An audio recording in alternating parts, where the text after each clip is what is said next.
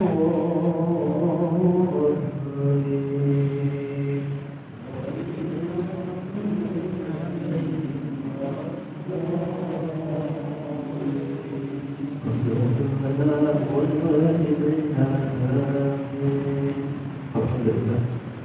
sudah beri dari Allah Subhanahu wa Ta'ala kembali memperhatikan kita untuk bisa bertemu berwajah guna melanjutkan kajian di malam Selasa.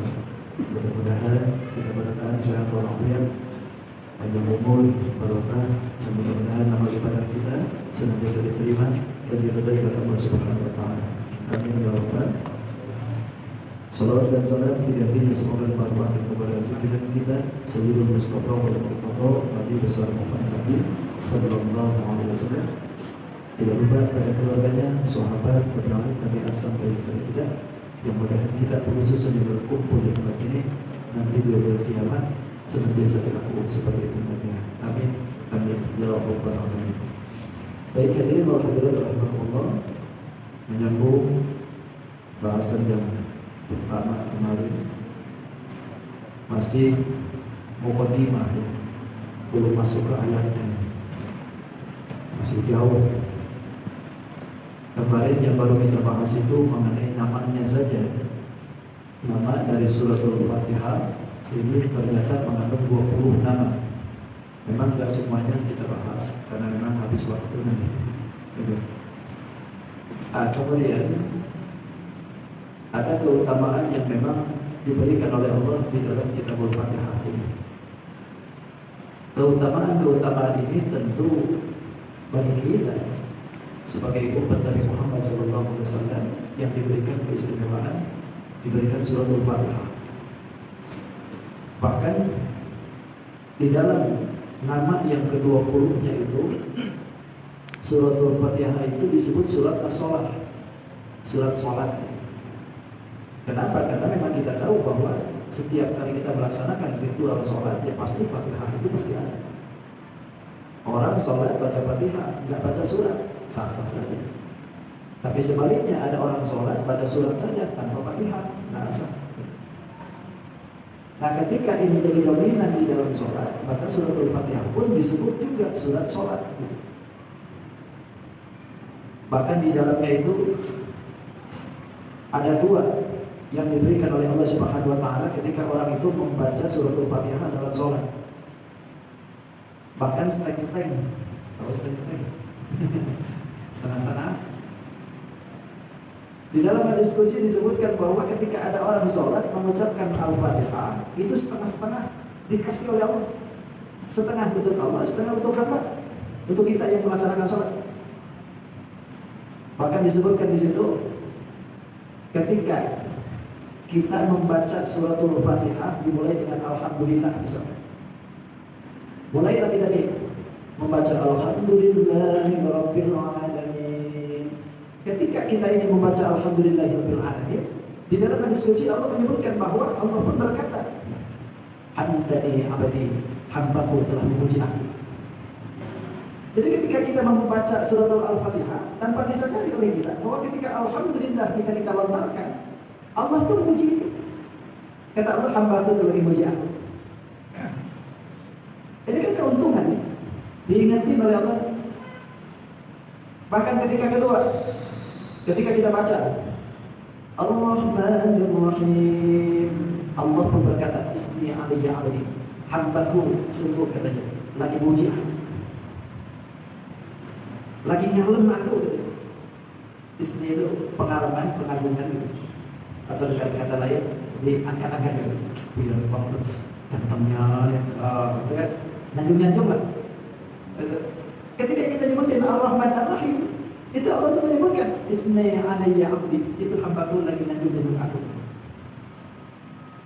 Kemudian ketika membaca Maliki Yaumiddin, Allah pun berkata, Majdani abdi, sungguh kenapa hambaku akan ketemu dengan aku.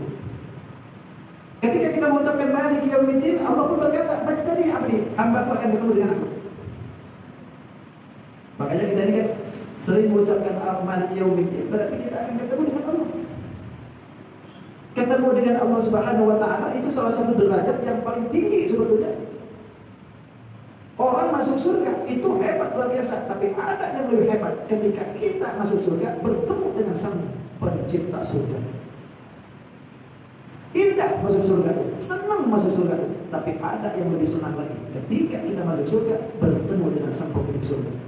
Itu jauh lebih senang.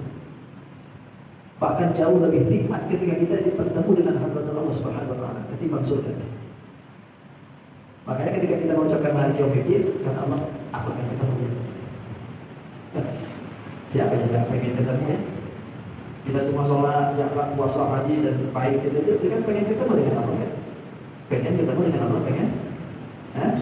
Pengen nggak? Kalau pengen ya apa-apa cepat-cepat aja. Kita rindu dengan Allah kan? Adakah saatnya ketika kita rindu dengan Allah? Kata Allah, "Man kana yarju liqa'a rabbih falyamal amalan shalihan wa la yusyrik bi ibadati rabbih ahada." Kata Allah, siapa orang yang rindu ingin ketemu dengan Allah Subhanahu wa taala, saat yang pertama falyamal amalan shalihan, amal saleh kita lakukan. Kerjaan yang bagus kita laksanakan. Semua perintahan dari Allah kita lakukan. Semua yang dilarang oleh Allah kita jauhi. Dan yang kedua, fala yusyrik bi ibadati rabbih ahada. Ketika beribadah jangan musyrik. Kita disebut Allah minta dengan kita ketika kita rindu dengan Allah, dua saja lakukan. Amal soleh, jangan musyrik. Karena amal soleh musyrik, tidak ada guna. Apalagi nggak amal soleh musyrik, wah ini lebih kacau. Jadi amal soleh beriman ke Allah, itu yang dijamin oleh Allah Subhanahu wa taala akan bertemu dengan Allah Subhanahu wa taala. Musyrik kan ada dua, ada musyrik yang besar, ada musyrik yang tidak kelihatan. Musyrik kecil, khafi. Kalau musyrik besar jelas menyembah selain Allah Subhanahu wa taala itu musyrik besar. Tapi ada yang musyrik menyembah dengan Allah, tapi keluar daripada penyembahan itu. Mana? Riya. Riya itu musyrik khafi itu. Musyrik yang tidak kelihatan. Sholat rajin, puasa rajin, cuman bukan karena Allah.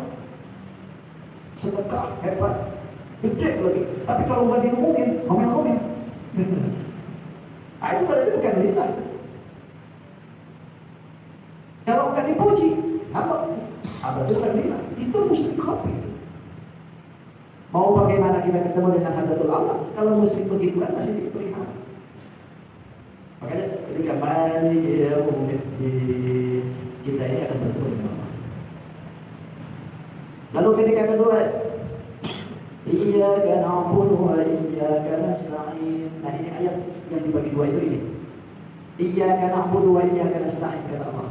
Ketika kita mengucapkan kalimat ini, hadhil ayat, ini ayat baini wa abdi, antara aku dengan hambaku. Dibagi dua itu. Bahkan kata Allah, abdi wa li abdi masa, untuk hambaku apa yang dia minta. Makanya ketika Iyyaka na'budu wa iyyaka nasta'in, kita terbesit dalam hati, apa yang diinginkan? Karena itu bagian yang diberikan oleh Allah untuk aku, kata Allah, dan juga untuk hambaku. Siapa hambaku? Yang mengucapkan kalimat itu ketika dalam sholat. Lalu ketika kita membaca lagi, ihdinas siratal mustaqim, siratal ladzina an'amta 'alaihim ghairil maghdubi 'alaihim waladdallin. Kata Allah, fahaula'i li'abdi wa li'abdi ma sa'al. Maka ini semua ini untuk hambaku dan untuk hambaku apa yang dia minta. Hebat. Makanya membaca Fatihah itu harus betul-betul diresapi. Karena memang di dalamnya, di samping kita ini berkomunikasi dengan Allah Subhanahu wa taala secara ruhaniyahnya, kita ini dijawab terus seperti Allah. Ketika mengucapkan kalimat-kalimat di dalam Al-Fatihah, itu kalimat itu dijawab oleh Allah. Makanya ini disebutkan suratul sholat. Maka keuntungan besar ketika dalam sholat itu. Kenapa? Sampai dijadikan ibadah yang paling utama dari setiap yang lainnya. Karena memang di sholat itu juga ada Al-Fatihah yang menjadikan istimewa. Gitu.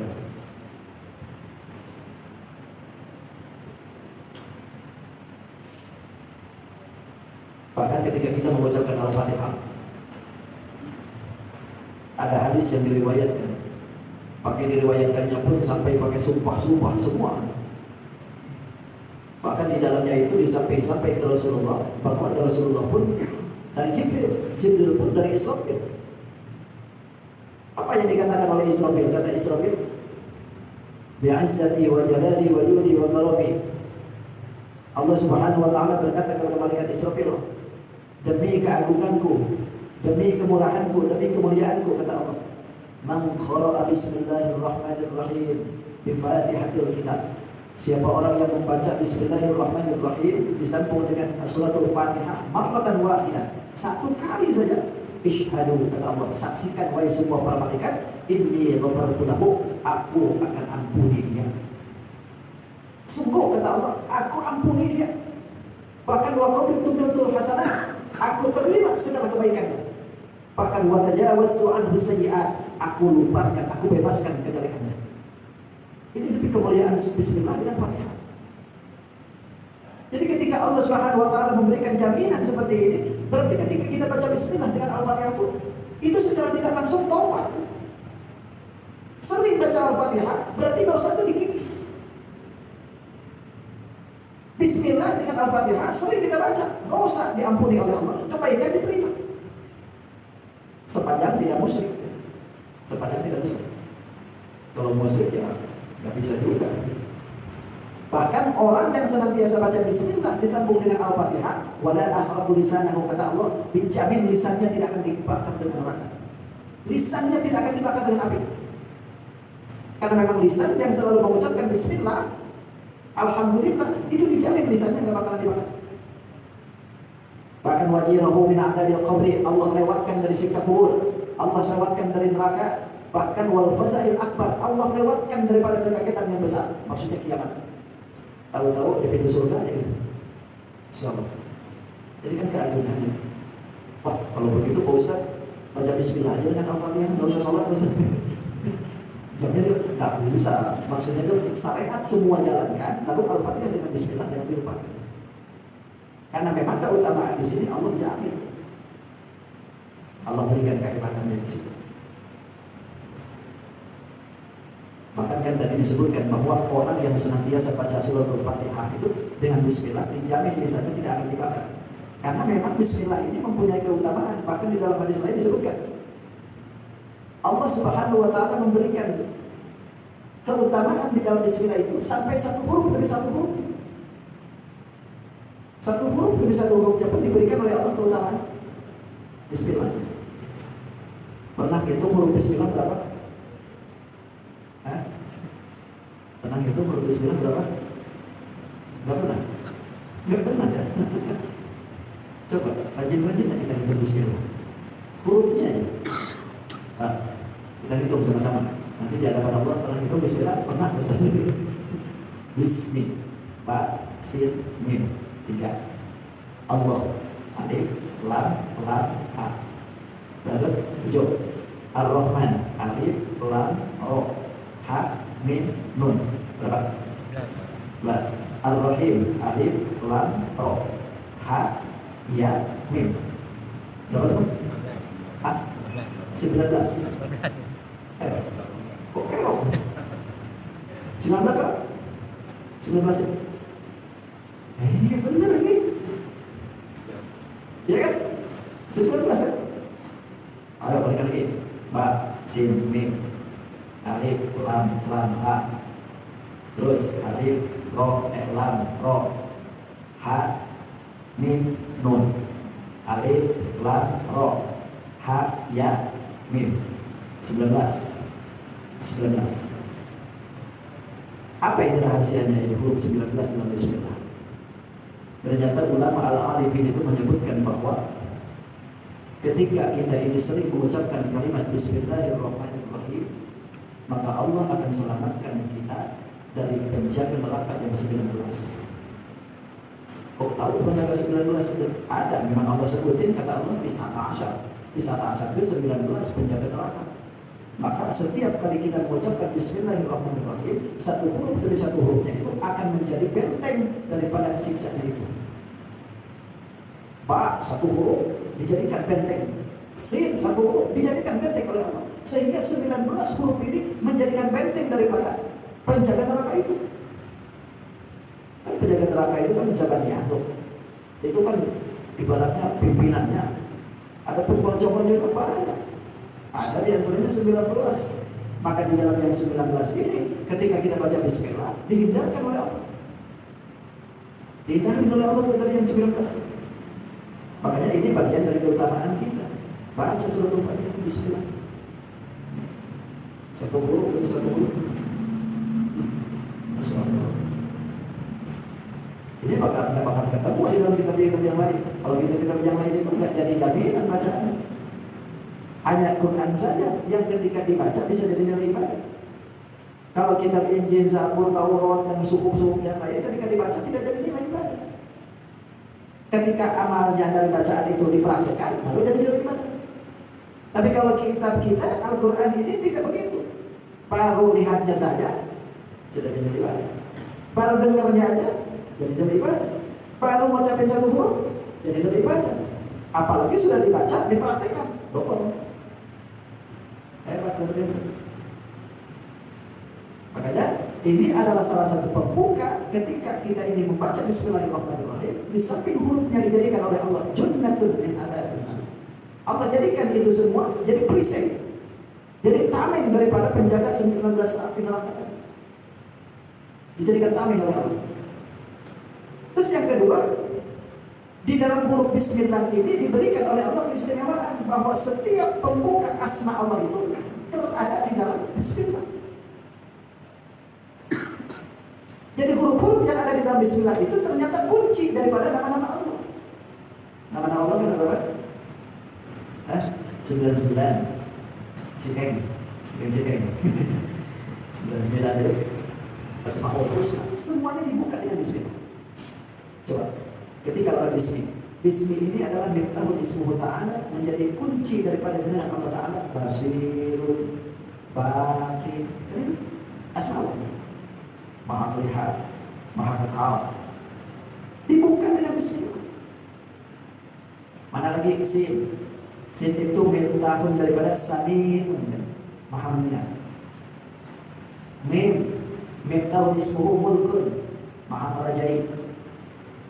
Kemudian alif juga sama, miftahul ismu Allah. Allah itu nama untuk Tuhan. Nama sebuah Tuhan itu namanya Allah. Kalau bukan Tuhan nggak bakal menjadi Allah. Karena disebutkan Tuhan itu kullu fardin min afdalil ilah. Kullu fardin min afdalil ma'bud ilahun. Setiap perkara yang dijadikan dia ibadah ke situ, maka itu disebut ilahun, Tuhan. Maka kalimat ilahun belum jadi ma'rifah. Masih goyang-goyang bahasanya, masih umum. Karena kalimat Tuhan itu setiap perkara yang dijadikan ibadah oleh seseorang itu Tuhan. Berarti masih banyak. Ada yang ibadah ke laut, ada yang ibadah ke gunung, ada yang ibadah ke kayu, ada yang ibadah ke patung, ada yang ibadah ke sapi. Gitu. Mana lagi? Ada yang ibadah ke ini. Itu berarti kan tanggapannya Tuhan. Kenapa? Karena masih kalimatnya ilah, kalimat Tuhan. Makanya di dalam ilmu tahu ketika lafaz ilah tidak cukup, datangin alif lam. Kenapa? Sebab kalau sudah diletakkan alif lam berarti cirinya jadi ma'rifat, tidak dikasih oleh yang lain. Maka jadi Allahu. Ketika disebut Allahu, kata dan dalam tajwid itu adalah ismul a'dham, maka tabalin jadi Allah. Maka setiap kali kita menyebutkan Tuhan, maka sejatinya adalah namanya adalah Allah. Karena setiap kali yang berhak untuk diibadahi adalah namanya Allah, bukan ilah. Ya. Dan kalau kita nyebutin Allah dengan nyebutin Tuhan, beda. Bapak nyebutin Allah berapa ribu kali sekalipun itu nggak bakalan melenceng. Tetap aja Allah. Semakin kencang kita nyebutin Allah aja. Allah. Coba sebutin Tuhan. Tuhan.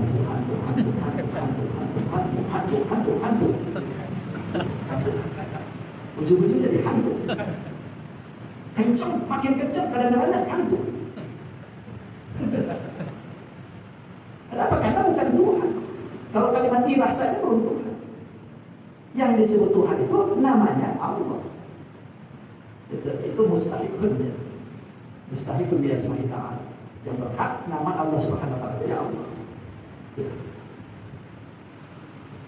Makanya ketika ada makhluknya tidak diperkenankan nama ini. Panjenengan siapa nama? Allah. Oh, Allah Subhanahu wa taala. Iya. Enggak boleh. Pakai kalimatnya boleh tapi ditambahin jadi Abdullah. Asmaul Husna silakan pakai karena itu nama-nama Allah. Tapi jangan Asmaul Husnanya saja, pakai lagi yang lainnya. Rahman jadi Abdul Rahman, Rahim jadi Abdul Rahim, Malik Abdul Malik. Gitu. Jadi pokoknya tambahin dah, tambahin gitu. Jangan langsung kok. Panjenengan siapa nama? Bakir. Bakir itu mah kekal. Biar mati besok. Gak boleh. Kalau disebut Abdul Baqi boleh. Boleh. Ini alif itu jadi pembuka daripada lafaz Allah atau lam. Itu pun juga latifun kan. Hadi. Mana lagi roh rizqun. Razzaq. Oh, ini paling banyak dibaca. Semua orang di pasar paling banyak. Kalau jangan rezeki aja di sini. Rezeki. Atau miftahu ismuhu halimun. Halim, maha halim. Itu jenengan Allah. Kalau halim itu berarti dalam manusia itu punya tabiat yang senantiasa empati, peka halim itu. Tapi kalau halimnya di Allah kok begitu kan? Enggak, sebetulnya bukan itu kalau di Allah. Halimnya jadi orang kita, manusia ya seperti itu. Tapi kalau yang kalimat halim untuk Allah bukan di situ letaknya, tapi artinya halim untuk Allah menyampaikan siksanya Allah atau menanti-nanti siksanya Allah. Itu halimnya Allah. Orang buat dosa di sini sekarang nggak langsung, nanti aja. Siapa tahu tobat. Dinantikan siksanya itu halim. Sejatinya halim itu begitu. Kalau untuk manusia, tapi kalau untuk Allah bukan begitu. Atau misalkan nun ismuhu Allah Subhanahu wa taala ada yang nafi'un kamil. Nah, jadi intinya setiap kali huruf di dalam bismillah itu merupakan kunci daripada nama Allah. Makanya baca bismillah.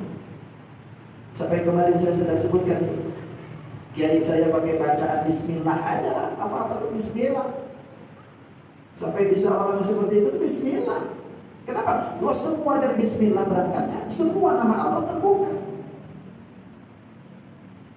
Bukan berarti kita mau mengamalkan ismu Allah itu dia bakal terbuka dalam bismillah tidak dibawa, bukan begitu. Tapi alangkah bagusnya ketika kita mau membuka nama-nama Allah itu, bismillah dulu dibuka. Karena itu bisa terbuka lantaran di bismillah ini kuncinya. Kuncinya di bismillah. Kalau kita dibaca bismillah itu pasek ya. Kalau orang Tuhan dulu itu kadang-kadang nggak pasek baca bismillah. Bismillahirrahmanirrahim itu orang kita sekarang. Tapi kalau orang Tuhan dulu itu Bismillahirrahmanirrahim. Bismillahirrahmanirrahim.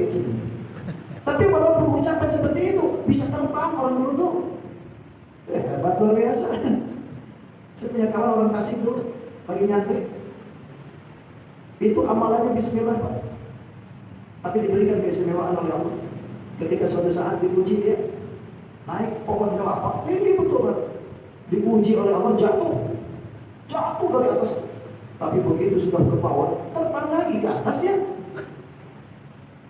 Terbang lagi ke atas, naik lagi gitu.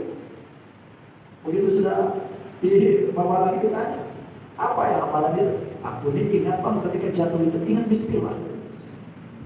Jadi ketika terbang jatuh, ingat bismillah. Begitu ke bawah, balik lagi ke atas. Karena memang dia ngamalin bismillah.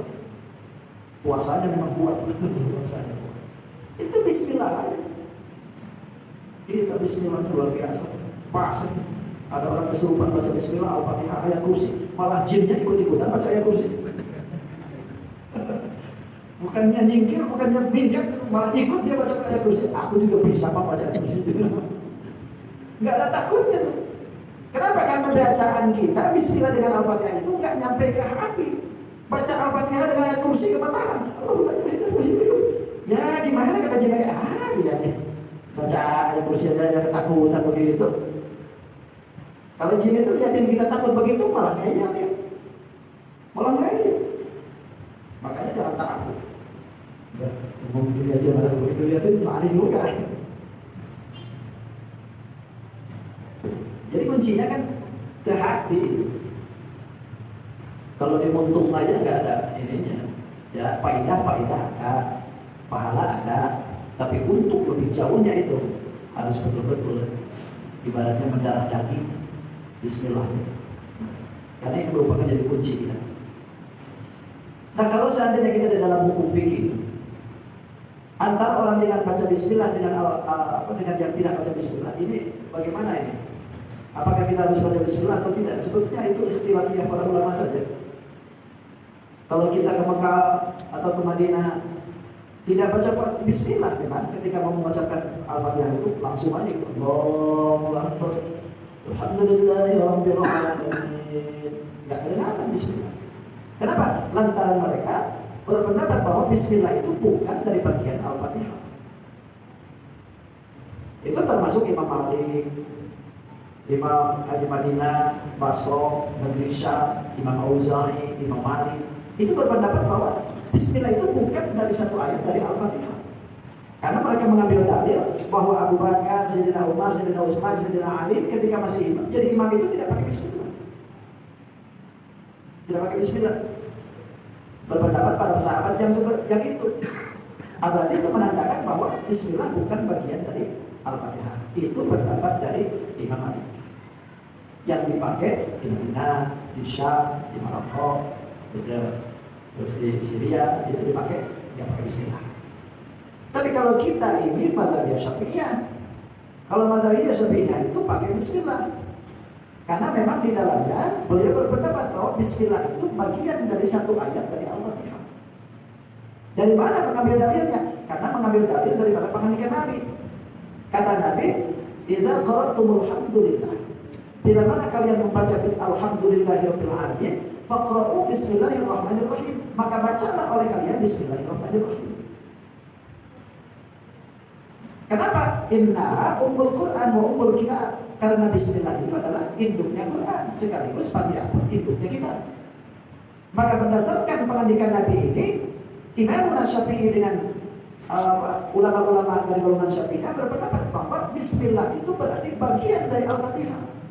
Makanya ulama Syafi'iyah memasukkan bismillah itu adalah ayat dari Al-Fatihah. Satu ayat dari Al-Fatihah. Maka ketika kita baca bismillah dipakai. Bismillahirrahmanirrahim. Alhamdulillahirabbil alamin. Itu bagian dari Al-Fatihah.